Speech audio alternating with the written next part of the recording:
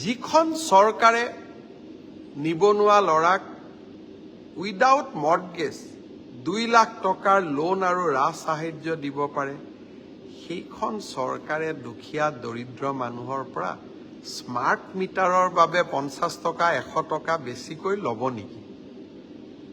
অকণমান চিন্তা কৰি চাওক।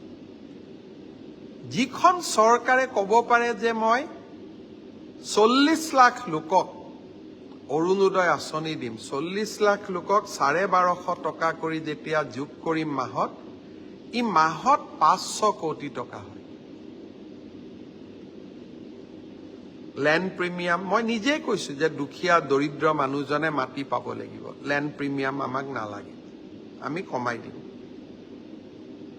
যিখন চৰকাৰে বাংগালুৰত মানুহক লৈ গৈ কেঁচুৱাৰ হাৰ্ট অস্ত্ৰোপচাৰ বিনামূল্যত কৰি আনিব পাৰে, যিখন চৰকাৰে থেলাছেমিয়া ৰোগী, যিখন চৰকাৰে কিডনী বেমাৰত পতিত হৈ থকা শিশুক বিনামূলীয়া অস্ত্ৰোপচাৰ কৰিব পাৰে, যিখন চৰকাৰে আয়ুষ্মান ভাৰত, আয়ুষ্মান অসম যোজনা, যে যাৰে ৰেচন কাৰ্ড আছে তাই তেওঁৱে আয়ুষ্মান অসম আঁচনি পাব, আয়ুষ্মান ভাৰত একাংশ লোকে পায়। আমি সিদ্ধান্ত ললো যে আয়ুষ্মান অসমেদি আমি সকলো ৰেচন কাৰ্ড থকা মানুহক দিম। সেইখন চৰকাৰে কাৰোবাৰ পৰা স্মাৰ্ট মিটাৰত 50 টকা 100 টকা 150 টকা মাহত ল'ব চিন্তাও কৰিব পাৰে নেকি?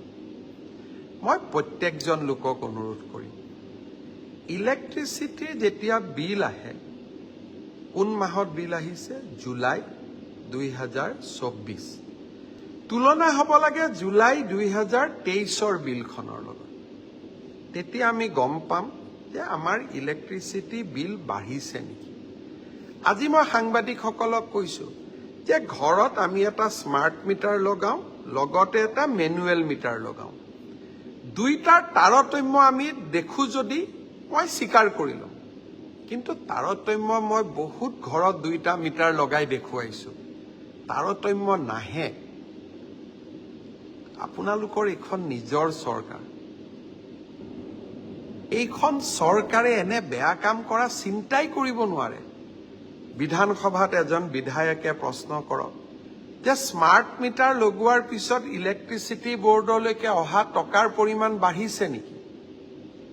2023 চনৰ জুলাই মাহত আমি যিমান টকা ৰাইজৰ পৰা আদায় পাইছিলো, লগভগ 2024 চনৰ জুলাইত আমি সিমান টকাই পাইছো। চৰকাৰৰ পৰা অহা টকাটো কোনোবাই ইলেক্ট্ৰিচিটি বৰ্ডৰ একাউণ্টত জমা দিয়া টকাটো কোনোবা ব্যক্তিৰ পকেটলৈকেতো যাব নোৱাৰে। গতিকে এনেকুৱা অদ্ভুত কথাৰে আমি ৰাইজক বিপথে পৰিচালিত কৰিব নালাগে। লাহে লাহে গৰম কমি যাব, আমাৰ বিদ্যুতৰ বিলো কমিব।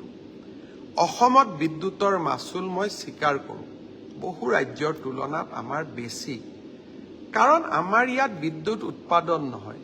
2700 মেগাৱাট মোক বিদ্যুৎ লাগে, মই কিনিব লাগে, কিনি পেলাই মই বিদ্যুৎ দিব লাগে। কিন্তু তাৰ মাজতো আমি চেষ্টা কৰিছো অহা বছৰ এপ্ৰিল মাহত আমি 1 টকাকৈ বিদ্যুৎ প্ৰতি ইউনিটত আমি মাচুল কমাবৰ কাৰণে চেষ্টা কৰিম। মই ৰাইজক এটা আহ্বান জনাম, প্ৰতি মাহৰ ইলেক্ট্ৰিচিটি বিল কিমান হয়, জুন, জুলাই, আগষ্ট, ছেপ্টেম্বৰ এখন কাগজত আপোনালোকে লিখি ৰাখক। 2025 চনত আপোনালোকে এই মাহটোৰ লগতে 2025ৰ জুলাই মাহটো তুলনা কৰিব। মই নিশ্চিত যে আপোনালোকে তালিকাখন যেতিয়া দুইখন তালিকা তুলনা কৰিব, অহা বছৰ বিদ্যুতৰ বিল আপোনালোকে কম দেখা পাব। আৰু এই বছৰো যদি কোনোবাই 23ৰ বিলখন ৰাখি থৈছে, 24ৰ লগত তুলনা কৰক। যদি নতুনকৈ ঘৰত লাইট লগোৱা নাই, ফেন লগোৱা নাই, AC লগোৱা নাই, তেতিয়াহ'লে কোনো কাৰণতে বিদ্যুতৰ বিল বাঢ়িব নোৱাৰে। পশ্চিমবংগৰ চৰকাৰে কৰ্মচাৰীক দিয়ে 14% দিয়ে, আমি 50% দিওঁ। পশ্চিমবংগৰ দৰে ৰাজ্যতকৈও আমাৰ অসমত পেট্ৰল ডিজেলৰ লিটাৰ ৩-৪ টকাকৈ আমি কমত ৰাখিছোঁ। তাৰ পিছতো মনটো শুনিও দুখ লাগে যে স্মাৰ্ট মিটাৰৰ জৰিয়তে আমি ৫০ টকা, ৭০ টকা, ১০০ টকা, ১৫০ টকা আমি মানুহৰ পৰা লুটিম। এনেধৰণৰ কল্পনা আমি কৰিব নালাগে। ৰাইজ, ভাল কৰিব পাৰো নোৱাৰো মই নাজানো, কিন্তু মই মুখ্যমন্ত্ৰী হৈ থকালৈকে বেয়া কাম কৰাৰ চিন্তা নকৰো আৰু কৰাৰ প্ৰশ্নই উঠিব নোৱাৰে।